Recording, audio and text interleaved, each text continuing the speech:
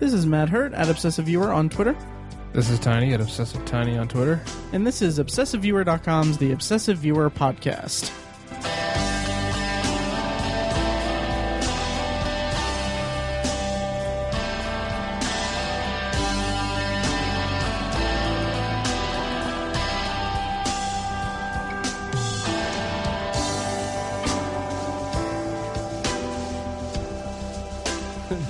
This is Mike White, and I am Mike White. There is no Mike White. Thank you for downloading and listening to the latest episode of the Obsessive Viewer Podcast. We're a weekly movie and TV podcast that covers a specific topic, be it genre, trope, movie, or show. Each episode, you can find back episodes at ovpodcast.com and find the blog at obsessiveviewer.com.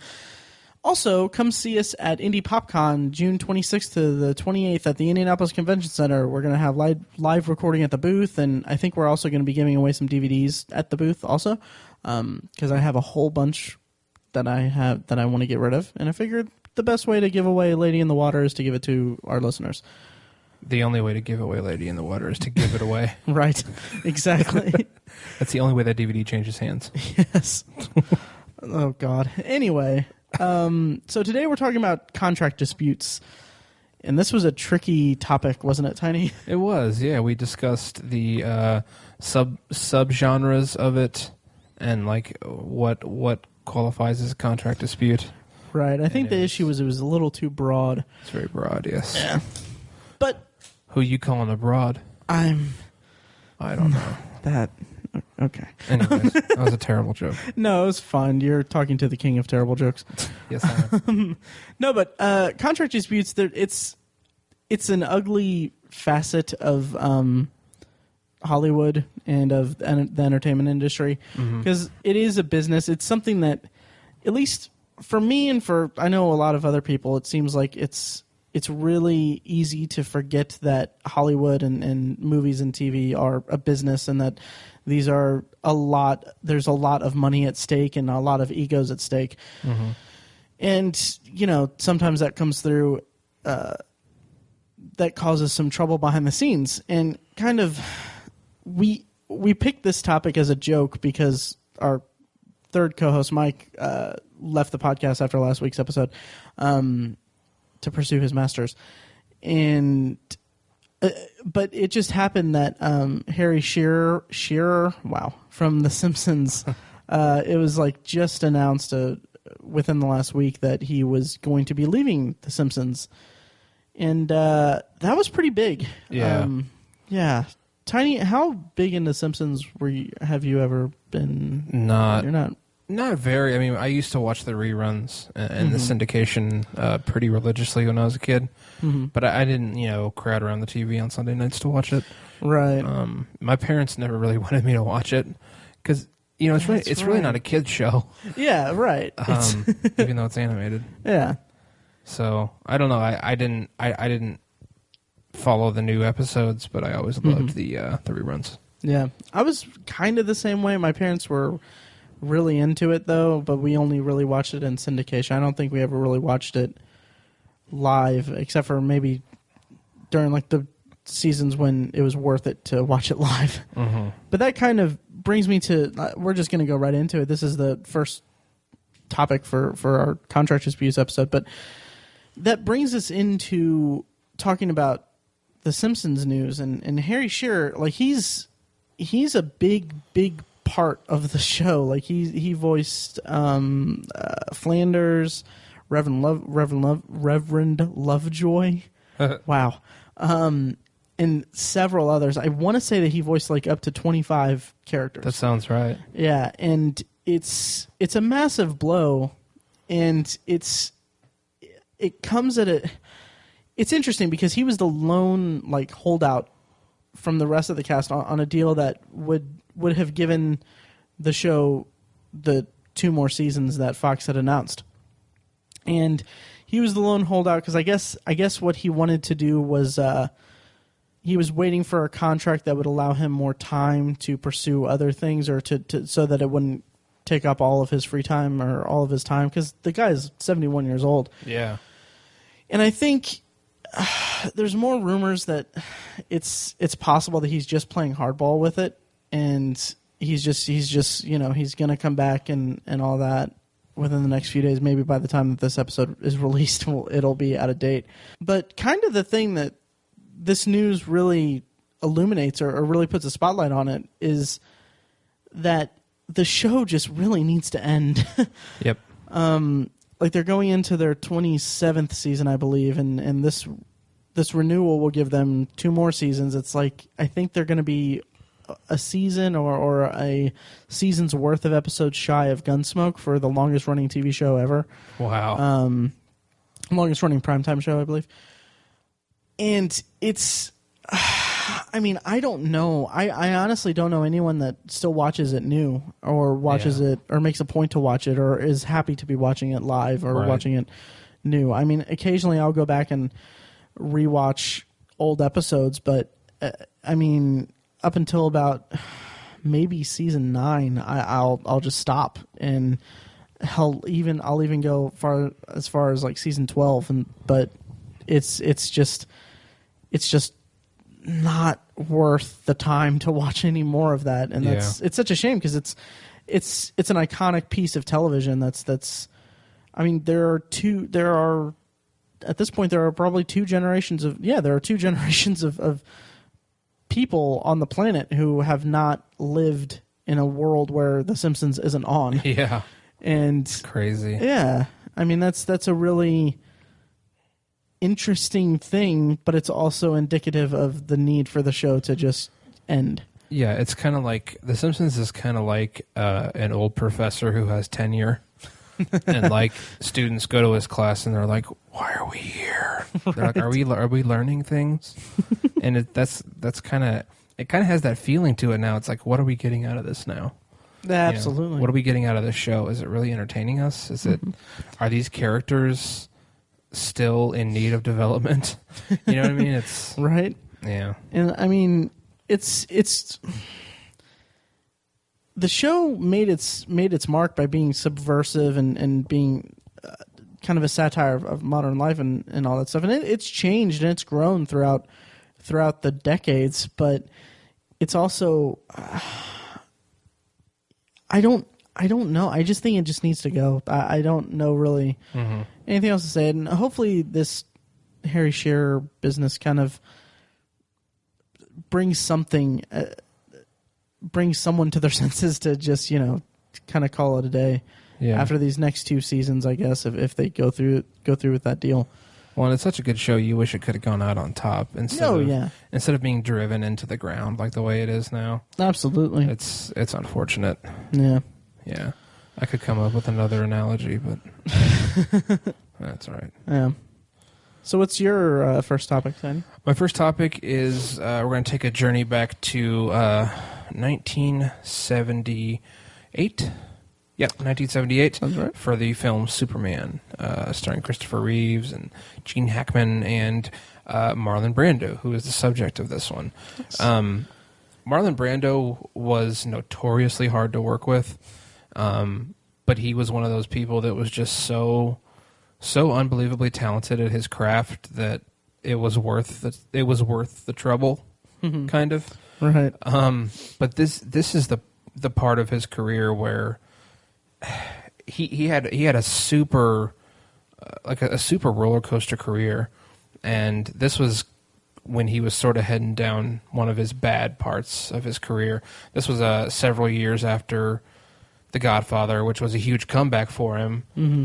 But then even after that, he didn't do much. I mean, it's just he had such a strange career, but he's so famous and so out there that he's still talked about today. But in this movie, he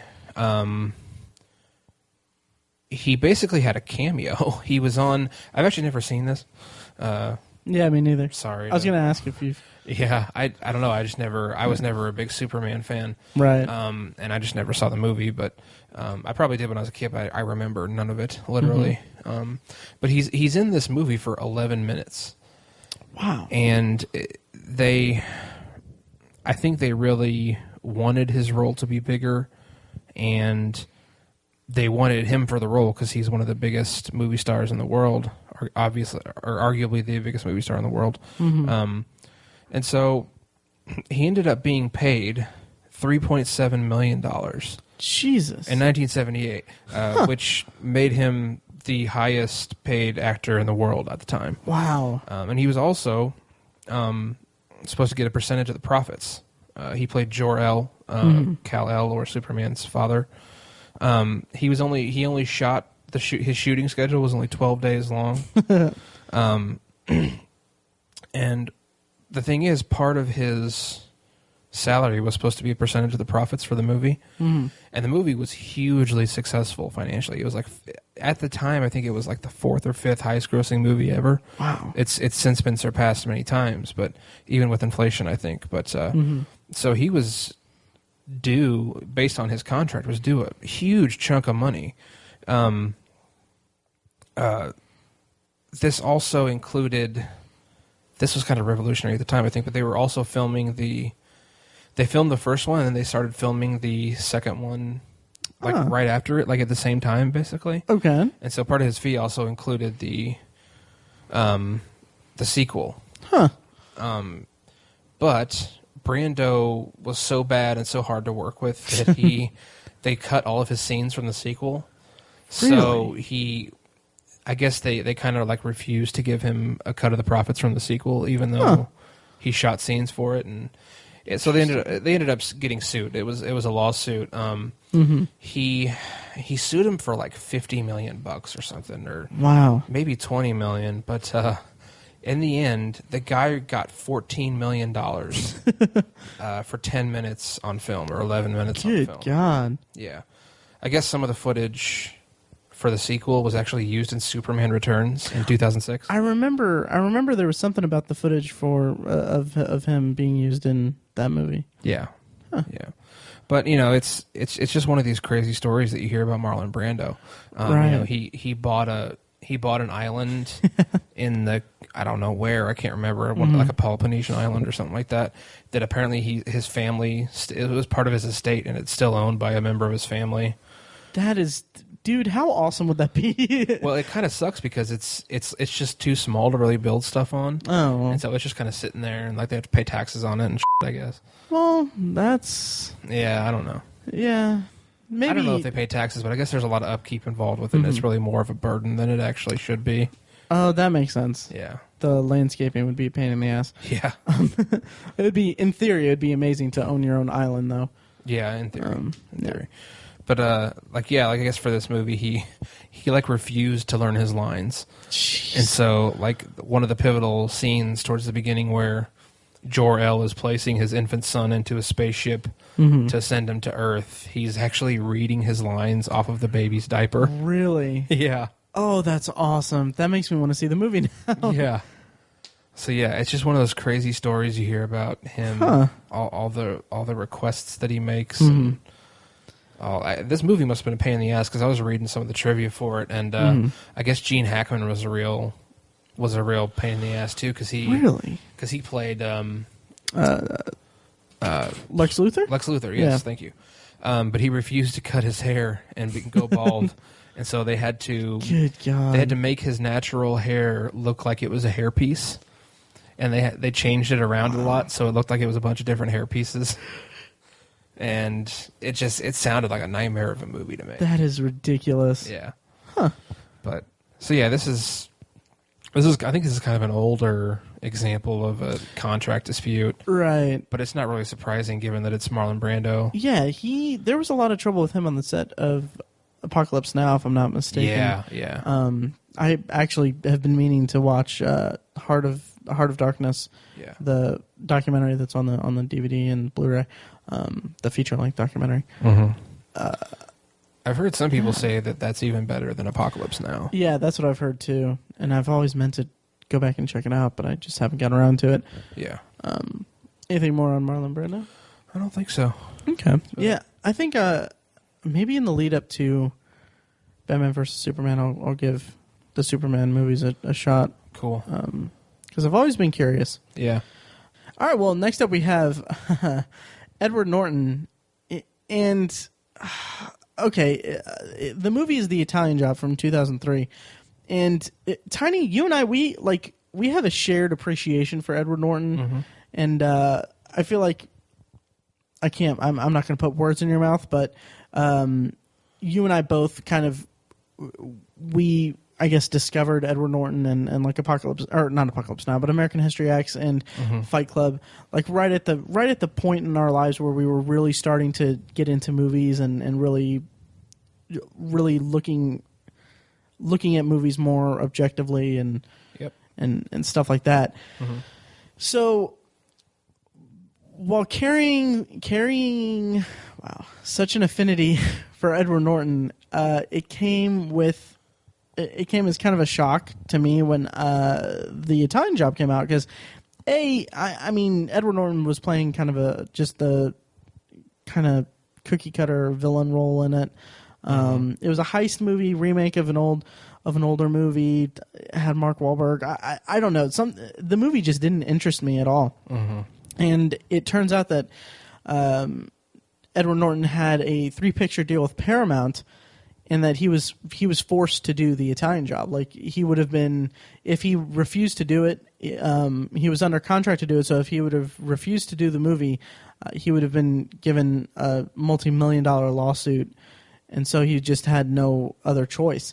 And at the time of filming, the vice chairman of Paramount actually said that Edward Norton was, quote, working happily and professionally on the movie, but even he admitted at the time that Norton had taken the role as a contractual obligation to a studio that quote went out on a limb for him early in his career, meaning Primal Fear. Oh, okay. Primal Fear was his first movie, and it was a Paramount release, and it was his big break, really.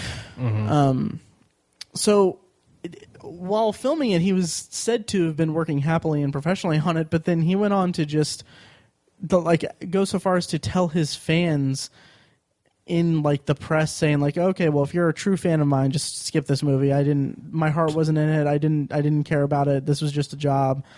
And it's just, for someone that I respect so much as just an actor, it's kind of disheartening to see him act so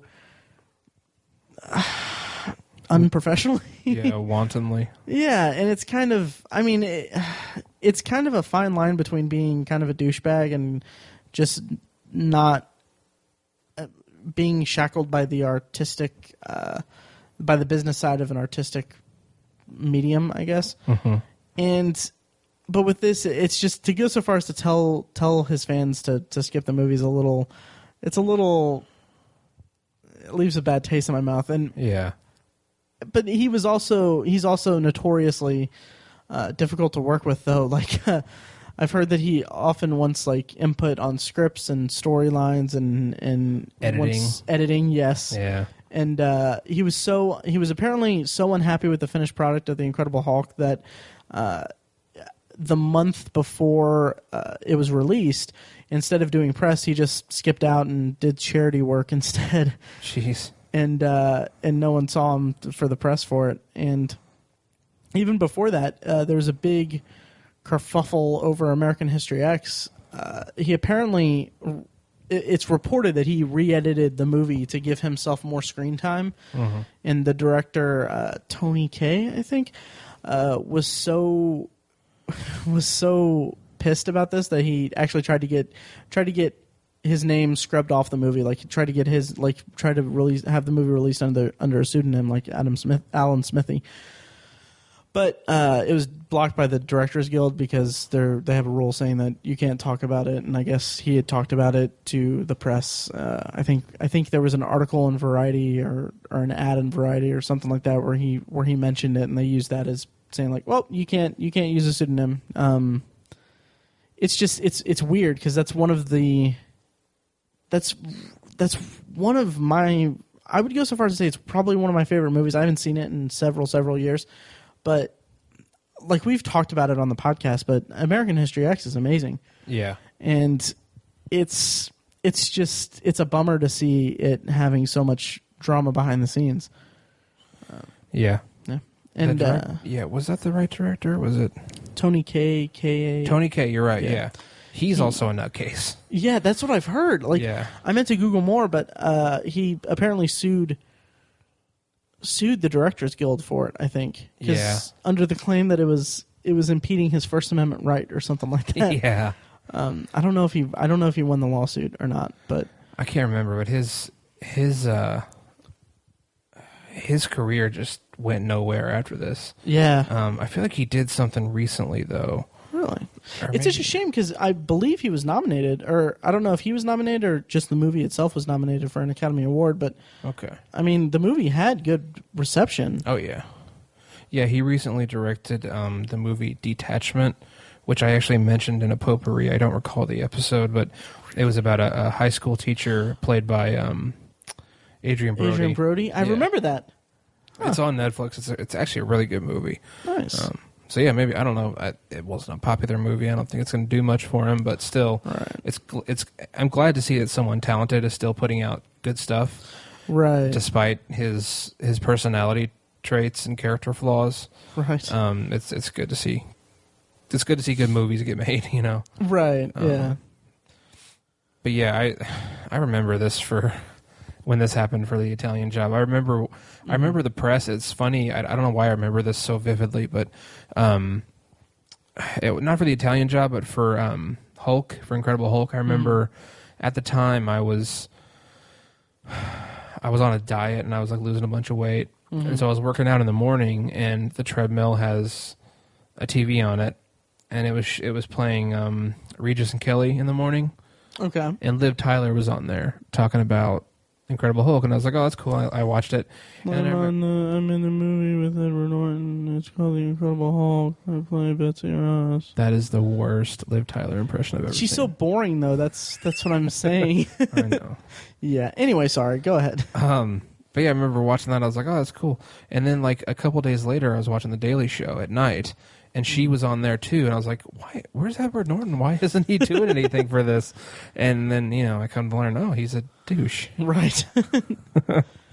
So yeah, it's almost predictable anymore that Edward Norton's going to be a pain in the ass. It is, and he needs to check his ego. He really bad. does. I kind of, and this is purely conjecture. I don't know all about Edward Norton as a person, but I kind of wonder if, he was so young when Primal Fear came out that I kind of wonder if he maybe not even so much got too into his head or got too big of an ego right from the outset, but I kind of just feel like, what if he just never grasped how Hollywood works? Because all these reports about like demanding to be involved in the screenwriting and stuff like that it's so bizarre to me from as someone like him as an actor. That's weird to me. So definitely, I don't know. Hopefully, by the way, Tony Kaye wanted his credit in American History X to be credited as Humpty Dumpty. That's kind of funny. Yeah. So I don't know. Maybe Edward Norton will surprise us at some point. He hasn't really dropped off the map per se, but he's kind of he hasn't really been doing much of anything, at least not high profile, in a while. Yeah. And I don't know. I would love to see him get. Well, he has been working with Wes Anderson, but yeah, I wouldn't mind seeing him get like another Oscar nod somewhere down the line. And if he is the best performer in that category, then hopefully. He was nominated for Birdman. He blew me away at Birdman. Damn it! That was vintage Edward Norton. I absolutely forgot. Yeah. Wow. Okay, strike everything that I just said. Yeah, he was incredible in Birdman. And was he in the fourth Bourne movie?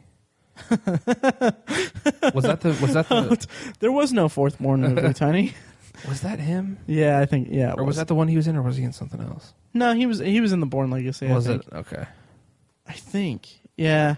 I don't know. He played kind of the villain, not villain, but kind of the office guy. Yeah. Kind of. Yeah. It was that I forgot. You and I saw it in the theater when I was hungover, and I wanted to get drunk. No, it was a dud for me. Mm-hmm. But yeah. So hopefully Birdman brings him more roles. So I hope so. I feel like such an idiot for screwing that up.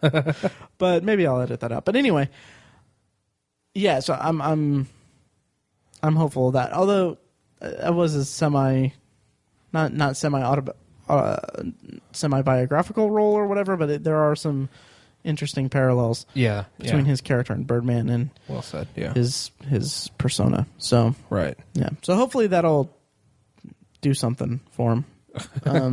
So what do you got next? Up next for me is a television show this time. And it actually involves two shows and two very famous hosts. It's the Jay Leno Show and the Tonight Show with Conan O'Brien. This was back in 2010. Mm-hmm. Both of those hosts were, Jay Leno and Conan in his own right were very successful show hosts. And they both started in the early 90s when they took over their respective shows, and they just climbed the ratings and were just hugely successful. And so I think in the early 2000s, I want to say it was like 2003 maybe, Conan renegotiated his contract, or maybe it was 2001, and they basically promised Conan that he would be the next host of The Tonight Show, which is arguably the most valuable late-night talk show. Right, most prestigious. Most prestigious, there you go. Yeah. And so that's a huge deal, and that's your career right there. That's what you're known for. Oh, yeah. And so that was a big deal to Conan. And so things keep going. Jay Leno was still wanting to host. He was still really successful with it. The show had good ratings. Mm-hmm. But then they decided they wanted to... I don't even know what prompted this. I don't think Jay Leno really wanted to retire. I can't remember the specifics of it, but it was something like he was... I don't remember, actually. I can't remember, but I think he was underperforming because they were... I think they moved... That's what... Do you mind if I... Well, I don't think he wanted the schedule anymore. He didn't want to like have to do the full like hour and a half show. Really? I thought it was that NBC in their infant wisdom, instead of infinite. Yeah, got it. They moved the Tonight Show to like 10 p.m. and they weren't. The ratings were not going where they expected it to be, because I guess they assumed that the brand of the Tonight Show would carry over to a primetime spot. That's what it was. It was this primetime spot in which it was competing against, primetime dramas in the 10 o'clock spot. That's such a stupid. Yeah. It's a dumb decision. Yeah, so I think that's what prompted them to not so much cancel the Tonight Show, but I think that caused a rift with Jay Leno or something. Yeah. I don't remember, but go. I don't remember either, and I did look into this. I researched it, but I couldn't remember. I couldn't find what was the need for the switch in the first place, because Jay Leno. It wasn't like Jay Leno was retiring, but what they ended up doing was Conan took over the Tonight Show at 10 o'clock, and then they started the Jay Leno Show, which I think started at 11:30 or 11:35. That's right. Because isn't the Tonight Show is 90 minutes, right? I believe so. Yeah. Yeah. So I think they started the Jay Leno Show at 11:35, and it was just a half-hour show. That's right. Yeah. Yeah, and it was kind of weird. I mean, it seemed intriguing at the time. At the time I didn't really care, because I still don't really care. I'm not a big late night talk show guy, but I understand why people like it. But I think I was intrigued by what they were doing, and they tried it out, and it just failed hard. Yeah. I mean, their ratings just tanked. No one was watching either show, and so they decided to. In their infant wisdom, to use Matt's term, which is appropriate for this scenario, right? They decided to put Jay's show, the Jay Leno Show, at 11:30, and bump the Tonight Show to midnight. That's right, 12:05. Yeah, 11:35 and 12:05. Yeah. And that's arguably dumber than what they did before, and. Understandably so, Conan was pissed about that, because that really tarnishes the brand of the Tonight Show. Oh, absolutely. I think he was quoted as saying that he refused to take part in the destruction of the Tonight Show. And that's why he ultimately decided to leave. It wasn't about his own personal ego. It wasn't about fame. It wasn't about money. It was about the show itself, that's something I totally buy coming from Conan O'Brien, because he's just dripping with integrity.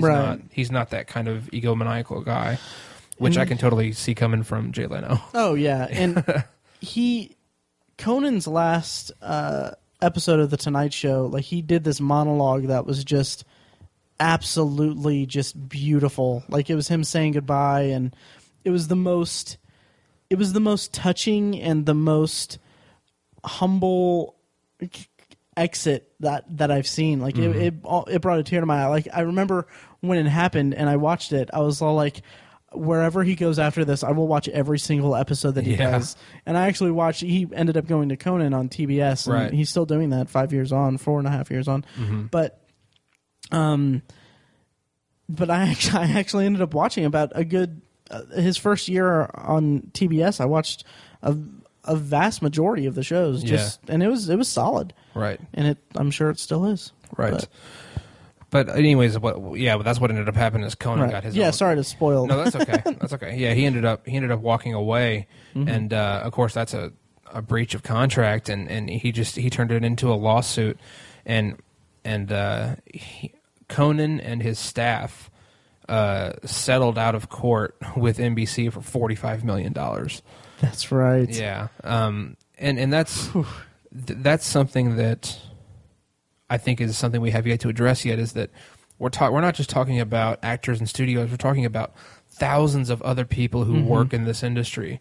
You know, people who work in audio, people who make music for movies and TV shows, people who hold the microphone and make sound effects, and the editors and the assistants, the scouts, the catering people. I mean, you're talking about tens of thousands of jobs. Oh yeah. And Conan, he cut his teeth in a writer's room. Yeah. He wrote on The Simpsons. And Ever heard of it? And I think he wrote for The Tonight Show.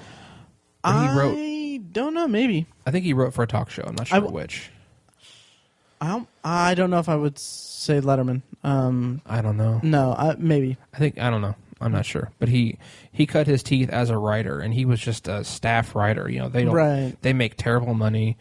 They work 60, 70 hours a week sometimes. So he knows what it's like to be a bottom of the totem pole staffer. Right. And so he is incredibly loyal to his staff. And when he got that amazing gig as the host of The Tonight Show, like Matt said, probably the most prestigious gig in the late night show pantheon, he brought his whole staff with him. Oh, you know, his writers, his directors and producers, he brought everybody with him. And he was like, "This is it, guys. We made it. We're done. This is the top of the top of the pyramid. We're the best." And then NBC just rips it away from him.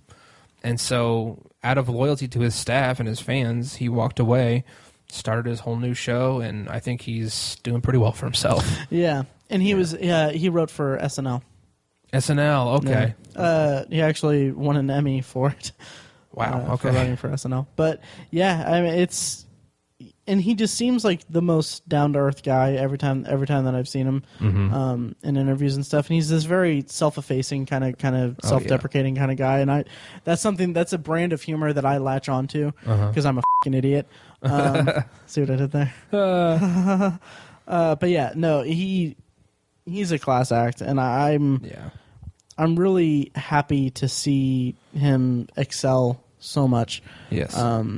Where he is and all that. And I don't know if anybody would argue against the point that it was wrong of NBC to ask Conan to pay for their mistakes. Oh yeah. Oh, because clearly they were at fault. Yeah, NBC, and that was just such a cluster beep, and and it's. Are you familiar with the late night wars or whatever from when was that? Like back when Johnny Carson was leaving the Tonight Show? I think it was when Johnny Carson was leaving. I don't. Well, during my research for this, I was reading about this dispute, and it said back when Conan renegotiated his contract, like Late Night with Conan O'Brien, I think that was his show maybe that came on after the Tonight Show. He renegotiated that contract in like 2001, and the website I was reading, it may have been Wikipedia, I don't recall, it said that NBC guaranteed him to be the 5th host of the Tonight Show. Right. And I was like, there had been 5 hosts of the Tonight Show at the time? I was like, really? I thought it was just Johnny Carson and maybe one other person, and then Jay Leno took over in like 91 or 92 or something. I thought that's all it was, and now we have Jimmy Fallon. I don't know. I thought that we were up to like four or 5 now. I didn't think there had been 5. I don't know who the other guys are. Yeah, I don't know either. So. It's funny because I was always a Letterman fan growing up. Right. You know, he's from Indiana. Yeah. And my family liked him. But yeah, there was a big dispute over Letterman and Leno back in the 90s and the early 90s surrounding the Tonight Show. The book, there was a book written about it called The Late Shift that was made into an HBO movie. And then I believe the same writer wrote the War for Late Night, which is a sequel to... Yeah, it's the same writer. The sequel to it that covers the stuff with Jay Leno and Conan O'Brien. I might seriously read both of those and review them on Obsessive Book Nerd. Nice. Very nice. Yeah, so that's... there's more... Obviously, there's more to all of this, but... Check out The Late Shift, though, if you can get a hold of it, the movie. I can't endorse it, but because I haven't seen it, but I'm going to check it out as soon as I can. Cool. Yep. So that brings us to me, right? Yep. And the next one that I'm going to bring up is... I'm actually really excited about this one because it's kind of a higher profile one than maybe not higher profile, but it's one of the more intriguing ones. Crispin Glover and Back to the Future Part 2. The story goes, the rumors are, the reports are that he wasn't in the sequels to Back to the Future because he wanted more money. And the story goes that he demanded to be paid as much as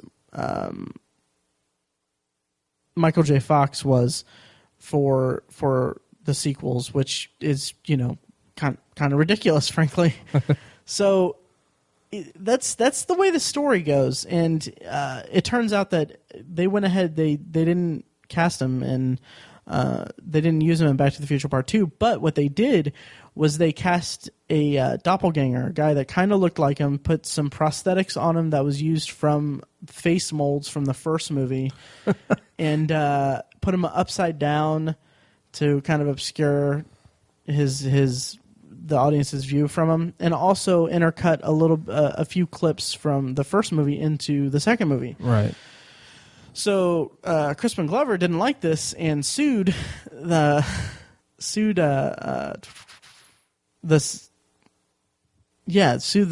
guess Screen Actors Guild, or sued them, I guess. Probably Universal. Universal, probably. Sued them, and I don't know how much his payout was or anything like that, but there's now a rule in the Screen Actors Guild saying that you can't use the likeness or footage of someone without compensating them for it. Like that didn't exist until he until I did not know that. Yeah. Huh. But what's interesting about it is that that's the way the story goes. That's the way that how it is. But if you've ever seen Crispin Glover, like in interviews and stuff, like there's an interview with him on Letterman. The Letterman interview where he has the long hair. Yeah, and he starts like doing like karate, and yeah, I think they ended up stopping the interview. But he's just a bizarre, weird guy. And so in 2012, there was an interview with him in the AV Club where he said that I guess he tried to clear up what happened that prevented him from being in Back to the Future Part 2. He said that Bob Gale, the co-writer of Back to the Future and producer and all that, had been spreading a lie that Crispin Glover had demanded to be paid as much as Fox was. Jeez. And the way that Crispin Glover describes it is that at the end he was disappointed with the ending of Back to the Future, the original Back to the Future. He felt that the way that the McFlys, spoiler alert for Back to the Future, but I mean, come on. Yeah, really. The way that the movie ended on such a happy note and implied that by being financially affluent or very, very rich, the McFlys, it was giving off a poor message to audiences saying that money buys you happiness, and it should have been that. It should have been more about the love of George and Lorraine. Mm-hmm. So the way that he describes it in this AV Club article interview is that he voiced those opinions to Robert Zemeckis, who he remains on good terms with. But it came at a time the way that they filmed it, if I'm sure people are aware of this, but Eric Stoltz was originally cast as Marty McFly in Back to the Future, and they shot for about 6 weeks, and then Eric Stoltz was fired, and that's when Michael J. Fox came on board. So about the way that Crispin Glover describes it in this interview is that Eric Stoltz was fired before the Christmas break, and then when they came back, they were filming with Michael J. Fox, and they started filming the ending, just from the schedule of the filming and everything. So at the time, Crispin Glover is like a 20-year-old kid who he's in this movie that they just fired the lead actor for, and he has these concerns over the ending. Mm-hmm. So he's very kind of sheepish about asking about voicing his opinion and his feelings about it being such a happy money materialistic ending. Okay. So he voiced his opinion. I guess from his perspective, it soured the people's opinion of him. I guess that's the way that he makes it sound in the interview. Mm-hmm. So around the time that Back to the Future Part 2 starts filming, it's at the time, this is before they decided to cut it into 2 movies and make it 2 movies filmed back to back. So the way that he describes it is that he was offered $150,000 to play George McFly, to reprise his role as George McFly in Back to the Future Part 2, which at the time was about a 200-page script, mm-hmm. if not more, since it was before they decided to cut it into 2 movies. And this was drastically lower than what his co-stars were being offered. Like, Leah Thompson and Tom Wilson. Thank you, Tiny. Mm-hmm. They were being offered much more money, and this is where it gets kind of weird. Is that Crispin Glover he's in the interview, he comes across as really paranoid and very, very like, oh, they're all out to get me about it, because he goes into this kind of tirade about how they offered him such a low amount because they knew he wouldn't take it, or they knew that he was going to ask for more money, and they knew that would be a reasonable reason not to cast him and all that, and that they already had this whole idea about using prosthetics on another person, that they were going to obscure his features from the audience and stuff like that. So, but what's weird is that in the interview he mentions that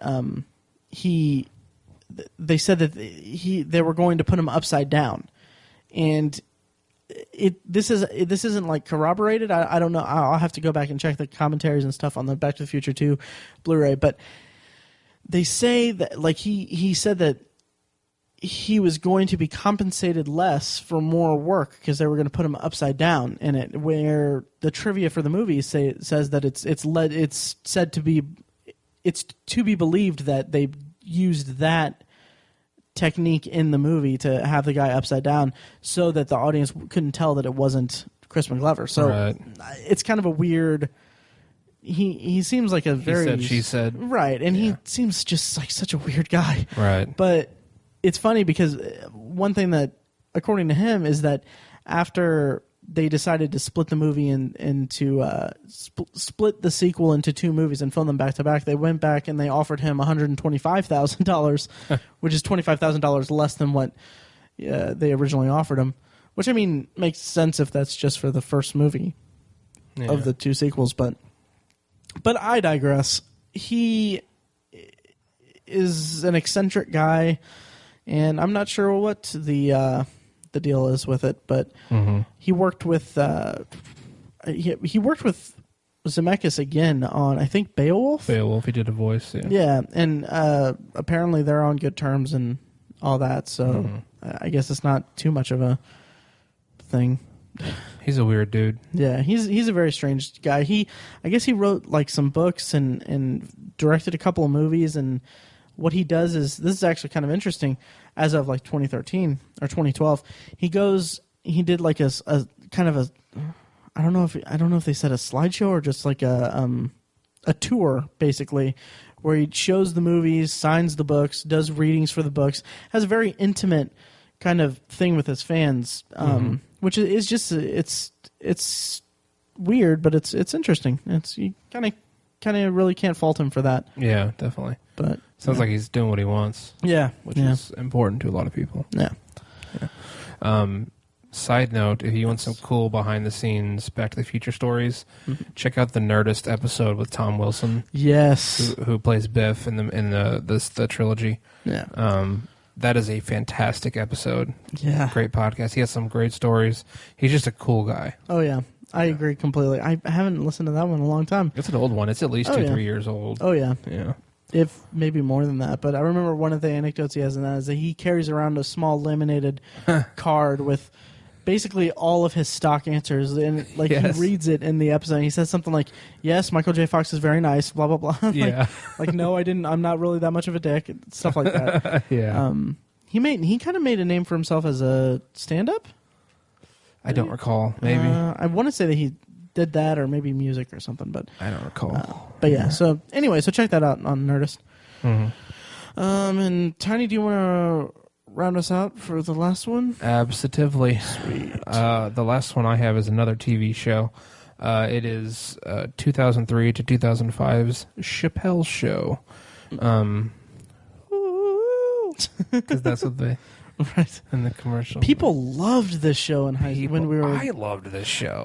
I liked it a lot, but I mean, people were just going insane for it. It was... In our high school, at least. Yeah, it was ridiculously popular. And I think rightfully so. I think it was such a brilliant commentary and satire-based comedy sketch show. It's what SNL should have been. Oh, yeah. But wasn't at the time. Yeah. Very irreverent. And yes. I just want to use the word irreverent. It's a fun word. It was. It's a good word. Yes. But yeah, Chappelle's Show had two massive and successful seasons. It was critically acclaimed across the board. It was just a huge success. DVD sales were like through the roof on the thing. And Dave Chappelle was offered a contract for like 2 more seasons, I want to say. And the contract was $50 million. Jesus. And that's from a basic cable channel. I mean, that just goes to show you how successful it was. That's like network money. That's like 8th season drama network money right there. If that. So yeah, that was a huge contract. And he turned it down and walked away. That's it was even more than that. It was like, it's so crazy. Yeah, he was they were part way through filming the 3rd season. Like I think they had like a whole episode in the back. That's right. They ended up releasing them as like lost episodes on DVD, didn't they? Yeah. Huh. And he just took off and he left and went to South Africa for like 2 weeks and just turned off his phone, and no one heard from him for 2 weeks. And when he came back, he was like, I'm done. I can't do the show anymore. Wow. And so over the years, you know, that was hugely controversial at the time because everybody was just on the edge of their seat chomping at the bit for the 3rd season of the Chappelle Show, myself included, because it was just such a great show. And it came out of nowhere that he wasn't coming back and there wasn't going to be any more Chappelle Show. No one could believe it because it was just so ridiculously successful. Right. and just for years and years, we never really got the story as to what happened. I know Dave Chappelle was a longtime collaborator with a guy who I think he was the head writer. He ran the writer's room for the Chappelle show. His name's Neil Brennan. Okay. He's a really funny guy. I've read some interviews with him. I think I've seen some of his stand-up somewhere. Yeah. Yeah, he's really good. He's worked on some other Comedy Central stuff. I think he's done some directing for, what's her name? Amy Schumer's show. Oh, okay. Stuff like that. But I've read interviews and stuff with him where he's just he's like, I will never work with Dave Chappelle again. And really? He's not unprofessional about it, but he's fairly candid. He's like, yeah, we're not on good terms. We're not friends anymore. And I'll never work with him again. But he doesn't say screw him. And right. He's pretty professional about it. Yeah. But I don't know about recently, but maybe in 2012 or 13, Dave Chappelle was on Oprah, and he was on Letterman. He was promoting a stand-up tour he was on, and he opened up about it a little bit, and he basically just said that, stand-up is a very specific and a very unique form of art in that it's like a necessary for some of the best comics and in my opinion the truly good comics, their art is cathartic for them. Again, reference Nerdist. Chris Hardwick talks about it all the time. Right. And I think he encapsulates the notion pretty well that it's a cathartic thing, and that these guys kind of work through their own problems. Gals too. I don't mean to be sexist, but they kind of work through their own problems and their own neuroses through the process of stand-up. Oh yeah. And so it is not only important to them, it's like a necessary part of their lives. Right. It's who they are. It's who they are. Yeah. Yeah. And Dave Chappelle is one of those guys. You can ask a lot of successful comedians who their favorite comedian is, and a lot of them will say Dave Chappelle. He is a truly talented stand-up artist. I think one of his stand-up special called, I think, Killing Them Softly, maybe. I don't remember. Or the one that he does at the Fillmore. I can't remember. But he has two stand-up specials that are unbelievably hilarious. Nice. I love his stand-up so much. And so at the time when the Chappelle Show was the king of the mountain as far as sketch comedy goes, he was basically too famous. Because he was he was trying to tour and do stand up while he was on break, and people, he would come on stage and he was trying to tell his jokes, and people were like, "I'm Rick James, bitch." And there's a famous story where he was trying to do a show somewhere, and people wouldn't stop shouting out stuff from the show, and he went off on the audience and refused to finish his show, and I guess that was kind of one of the last few straws on the camel's back. And then I think a few months later, when they were into filming, he just quit. And he talked about how the show was kind of ruining his life because he didn't have that. It took away his outlet. Right. He admitted that sketch comedy wasn't his favorite form of art, wasn't his favorite form of comedy, and he couldn't devote so much of his time to something that was not a necessity in his life, basically. Right. And I think he talked about how, it'd be kind of nice to have that $50 million. But the guy is still a successful stand-up. He goes on tour regularly, and he sells out, 3,000-seat theaters and stuff like that. So he's doing okay. Right. Where I come down on it is it's kind of... I think you should finish the things you start, especially when... like I said earlier, so many people's jobs depend on it. Right. Like, obviously, Neil Brennan is a little salty about this. And, understandably so on his part. He's got kids to feed. It's unfortunate that in order for Dave Chappelle to maintain his integrity and his, what he needs out of his life, he had to screw over a bunch of people by walking out on this thing. Even though it's what he needed, it screwed over a lot of people. I can't really fault either party. I can't fault the Neil Brennans and the people that Dave Chappelle worked with for not liking him and cutting all ties to him. I can't really blame him for that, but at the same time, I can't blame Dave Chappelle for walking away. Right. I think he should have at least completed one season.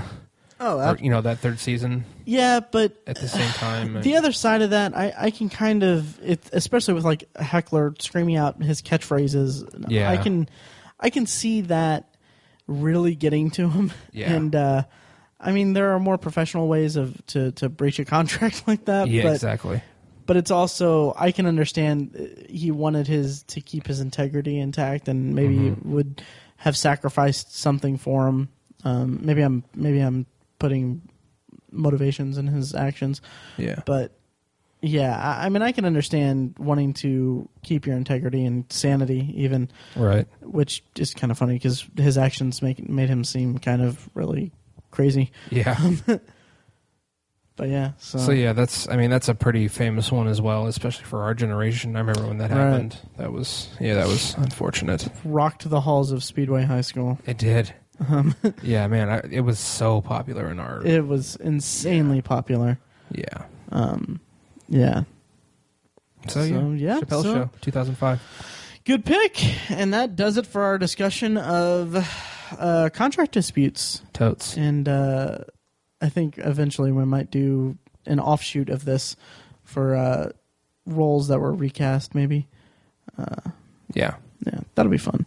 Cool. So now we're moving on to the potpourri section of the podcast, where we talk about whatever we want as long as it smells good. Basically talking about stuff that we're watching, stuff that we're looking forward to, stuff that we've been into, whatever. I have a number of things. Tiny, do you want me to do like a couple of these and then you do yours and then I'll do the rest? Sure. Okay. What I've been doing relatively recently, I guess, or whenever I can on the podcast, is I've been going through the different methods of watching things that I've partaken in. So different streaming service, different disc-based formats and stuff like that. So what I'm going to do is I'm going to throw two of them out here right now. First of all, on Blu-ray, I borrowed Attack the Block from our friend Fekis, who's been on the podcast before. And I watched it a couple nights ago, and, I enjoyed it. I thought it was an interesting comedy, sci-fi comedy, alien invasion movie. I thought, what's the guy's name that's going to be in Star Wars? I'm going to catch so much heat for that. Oh, gosh, what is his name? John Boyega? John Boyega. Yeah. He breathed heavily throughout the movie.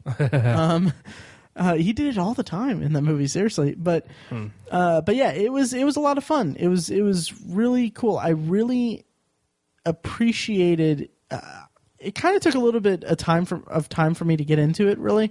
But once it kind of hit a certain point where it's about a group of guys, a group of kids, led by John Boyega as kind of the leader of it. They're in England, and they're kind of like these little punk youth gangster kids, and it starts with them mugging this woman at knife point, and then aliens kind of pop up, and then they fight the aliens basically, and so it comes to a point where they regroup. They meet up with the woman that they mugged. I don't know if that's really spoiler territory, but and after that, the movie really kind of hits its stride, and I really enjoyed it from there on out. And it played with some really interesting kind of dramatic turns, particularly about Boyega's character, that I wasn't really expecting it to go, and I appreciated its brevity in it because it didn't turn it into a movie that it wasn't. The movie was what it was, which was a fun sci-fi movie. Yeah, and then I'll be brief with the next one I'm going to do. But Hulu Plus, I just recently watched the season finale of Brooklyn Nine-Nine, which was fun. The show's still doing it for me. It's a fun network sitcom workplace comedy set in a NYPD police precinct, and it's fun. Andy Samberg is still good. Joe Lo Truglio is really good. Chelsea Peretti is also quite a standout in it. And it took maybe earlier in the season, it took that to kind of really, really find its groove, or maybe late in the first season is when it really kind of hit its stride. So it's good. I don't know if it's been renewed. I assume so, but they left on kind of a cliffhanger. So cool. Yeah. The only thing I really have to talk about, I moved over the weekend, and I've been preparing for a move for a few weeks. Congratulations! So. Thank you. Yes, we're adults. I made the joke that Tiny, you came from your apartment to my apartment because we're adults now. We are adults. Huh? We are 28-year-old men. Yes. But so I haven't been watching a lot, and by a lot I mean almost nothing. But what I have been able to keep up with Game of Thrones. I've been watching it this season, and I watched episode 6 last night. It is currently Tuesday, so I watched watched it on Monday. And what came up is there at the end of the episode, spoiler free, a female character gets raped in the show, and of course there are a bunch of dudes who are like, well, it wasn't really rape, and it was rape. It was rape, guys. Yeah, it was rape. Pick your battles. Yeah, exactly. But Tuesday when I was at work today, the day after I watched it, I saw an editorial. I don't recall exactly where it was from. It may have been Vice.com. I don't remember the exact website, but it was written by a woman, and she was basically talking about how the show Game of Thrones has kind of used rape a little bit irresponsibly. It's happened to a handful of characters throughout the show's run, and they have a great point. I agree with it for the most part. You know, she kind of made this point about how it's almost being used as a crutch because they don't know how to advance the characters with especially the female characters. They don't know how to advance those characters' development without having them get raped. And I don't know if that's quite the case. You know, the writers are sitting around like, man, I don't know what to do with Cersei. Well, let's have somebody rape her. That'll be good. You know, I don't think it's that sadistic. I don't think it's quite that nefarious, but it's unfortunate that it's such a prevalent aspect of the show. And I thought that was a good point. And then I went to Google and I Googled Game of Thrones rape, and I just did that. So many people have the exact same thought. Vanity Fair, Jezebel.com, the New York Times, Salon.com, Washington Post, all these, even Rolling Stone, all these reputable sites talking about how really more rape in Game of Thrones, or another female got raped in Game of Thrones, right? And clearly it's sort of a problem. I think this is one of the, I think it's a bit of a crack that's showing in this show that's been, I think through 4 seasons, it was borderline flawless. That's impossible to be completely flawless. No show's perfect, but this show has been so resoundingly well received by critics and fans alike that it's just a force to be reckoned with. Game of Thrones is just, it was peaking in its popularity and its quality. And I think now that we're in the 5th season, which is drawing from the 5th book, we're starting to see some cracks in the quality of how this story is going to progress and how the characters are going to progress. And it's unfortunate that it has to show in this form, because there's so much talk right now in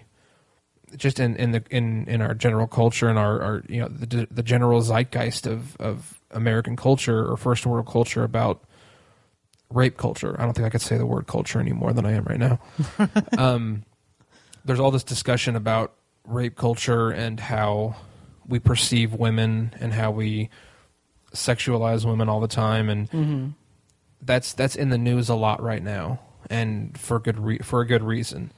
And I just think it's very untimely for Game of Thrones to have this crack show right now. It's kind of unfortunate, and I think the writers need to address it.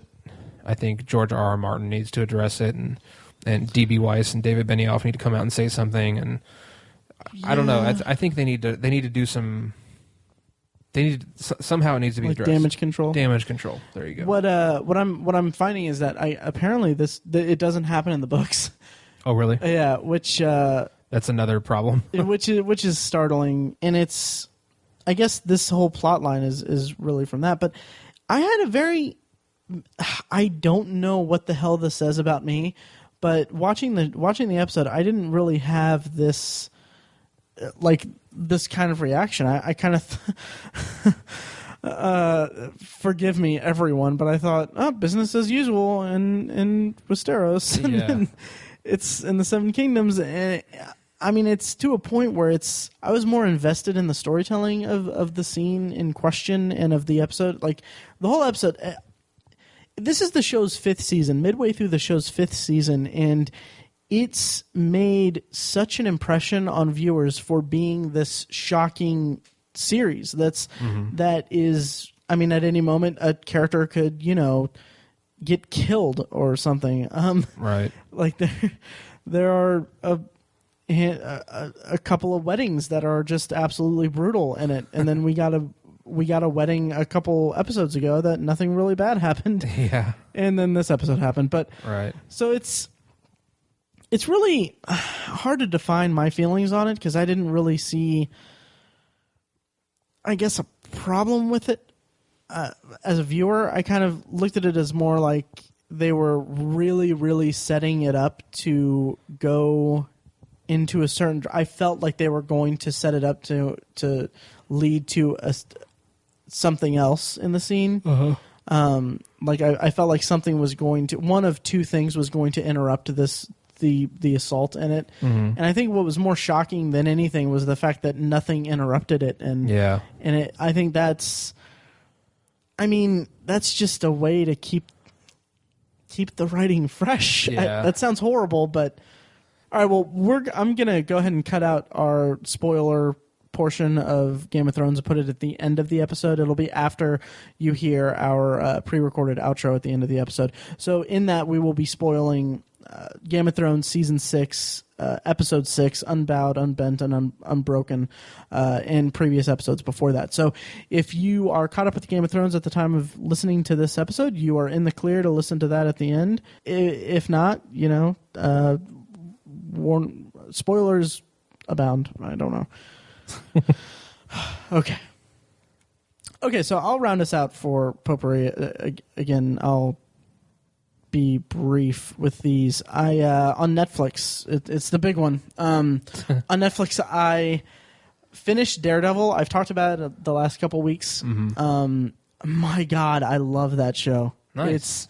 It's so refreshing to see an R-rated type of show or like premium cable level, basic premium cable level show that's set in the Marvel Cinematic Universe. There's not that many ties to it or to the movies or anything like that, but there are little references to the Battle of New York and stuff like that. But it's such a satisfying run of episodes for Daredevil, and it leads to the finale has a really strong confrontation that is really, it's a little too brief. Like it's basically what the season builds up to, and then it's a little too brief for my liking. But the way that it's shot and the way that the music just swells and the way that it's choreographed and it works out and everything, it's just enough to really, really satisfy the 12 episodes that preceded it. Nice. Yeah. And I also watched Election last night, the movie on Netflix with Matthew Broderick, Reese Witherspoon, and Chris Klein. Mm-hmm. It was fun. I think it gets a lot of good buzz, or a lot of people recommend it as being really, really good. And it's a really fun, kind of quirky movie, written by Alexander Payne, who I love his work, at least with Nebraska. Mm-hmm. So anyway, Election was good. I appreciated that the characters were very well drawn. Like all of them were really, really well well written and 3-dimensional, and they all had their issues. They all seemed very real. Have you seen it? I have. I liked it a lot. It's a really clever movie. Yeah. Oh, yeah. Yeah. Yeah. And then finally on Netflix, I watched one episode of Bloodline, which is the new Netflix original show from the producers of Damages, I believe. But it has Kyle Chandler, or Coach Tyler. Coach Tyler. From Friday Night Lights. And it's about his family. It's kind of a family drama mystery thriller kind of thing, where his family owns a hotel in, I think it's like the Florida Keys, and it's the first episode has the family all gathering together for this this honoring their father kind of thing. I think he's getting commemorated by the community or something like that, and so their black sheep of the family, the oldest son, returns for this thing, and it's really, really intriguing. It's Kyle Chandler's the sheriff of the community, and they kind of reference him being like, like he calls the black sheep guy, and his friend answers, and he's like, "Oh, I guess the Pope is looking for you." So that kind of gives a clue of the dynamic present there. But what I really, really liked about it is that it includes. There's a scene that really hooked me into it that has the 4 siblings. It's Kyle Chandler, the black sheep guy. His name's Danny in the show. I think it's something Mendelsohn. Linda Cardellini and this one guy. I don't know the actor's name, but they're 4 siblings, and they're arguing over whether Danny, the black sheep guy, should have a date at the family table. And it sounds ridiculous. It sounds really like nothing special, but the way that the dialogue and the interplay between the 4 of them shakes out is just, it feels like such an authentic, like, sibling argument, and the fact that it's 4 different characters kind of going at it at once, and it's very kind of low key, kind of just family drama kind of stuff. It just hooked me in. I don't know. Maybe it's because I have siblings and I've had not really quite those kind of arguments, but I've had just spats with my siblings, and it just felt like authentic writing, and I really appreciated that. Nice. Yeah, and then the thing that's the thing that hooked me on the show, or the thing that got me invested in the show, the thing that is going to make me watch more, is that it is cut into throughout the episode, throughout the first episode, and I imagine the whole season, there are these little snippets of the future. Oh, really? Yeah, it's very, very intriguing. It flash forwards. Yes, which I love. But it shows, like, it gives you just a little bit. It shows a character doing something.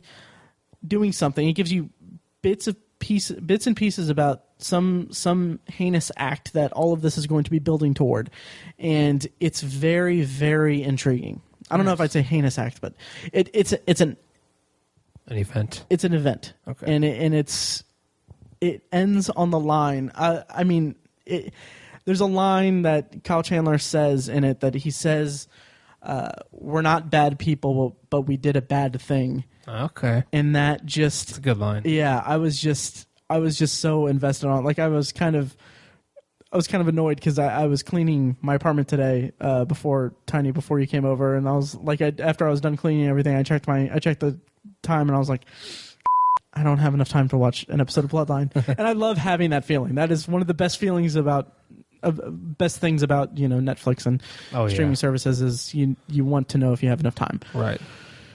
So yeah, that'll about do it. I'll save my Google Play Potpourri thing for next week. Cool. So yeah, that does it for us this week. Anything more you got to say? Who was the guy? What was his name? Mike Black? I don't know anyone. I don't know. I thought I remembered someone else used to be doing this. I don't know. I'm kidding, Mike. We miss you so much. Miss you. Yeah. Okay. Well, we'll throw it to the pre-recorded outros, and Mike, BFOB. All right, see you later. Bye, guys.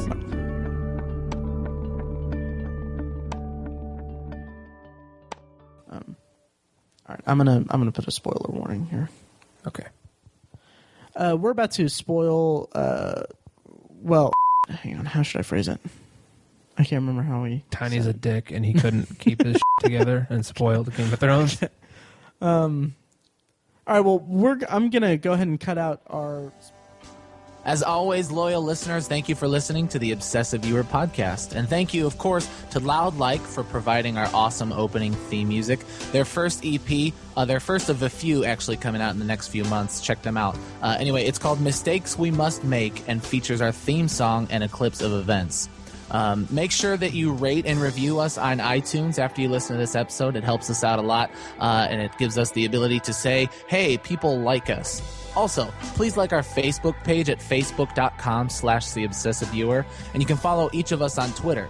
You can find Matt at Obsessive Viewer, Tiny is Obsessive Tiny, and me, Mike, I'm at I am Mike White on Twitter.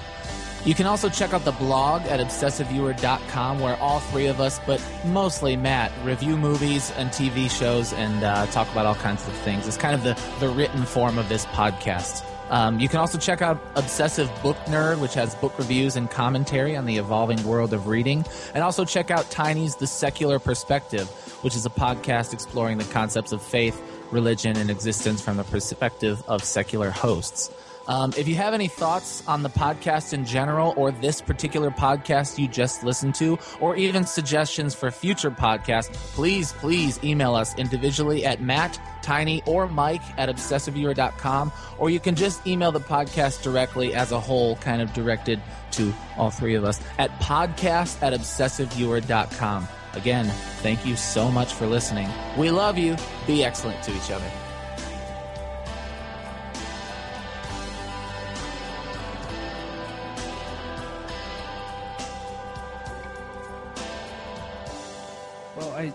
Watching the scene and thinking about it later, I was just full spoilers here. Spoilers on. Should we? I think so. Okay. Yeah. Saying who the character is that got. Okay. Yeah. Sure. Spoilers if you. Yeah. Yeah. It was Sansa Stark. She gets raped in the episode, and she marries Ramsay Bolton, and he rapes her on their wedding night, basically. I think it was against the direction they were taking the character, because the back half of last season and so far in the episodes this season, they've been having Sansa embrace the power that she didn't really know she has as a royal, basically. Even in that same episode with the chick giving her a bath. Exactly. Yeah. She's turning into a bit of a badass. She's starting to remind at least me quite a bit of her mom. Catelyn Stark. She was a woman who didn't mince words and could take control of things, and we were really starting to see that out of Sansa. And her character has been she's been sexualized from the get go, essentially. I mean, I think in the first episode, Cersei asks her if she's bled yet. Right. You know, I mean she's been sexualized from the get go, and I think it would have been a better play to see Sansa embrace her sexuality in that moment, and as opposed to her getting raped by Ramsay, she would have basically raped him. I mean, I'm not endorsing rape. That sounds really weird, but she would have just jumped on him and taken control of the situation and shown him, hey, I'm not going to be a pushover wife.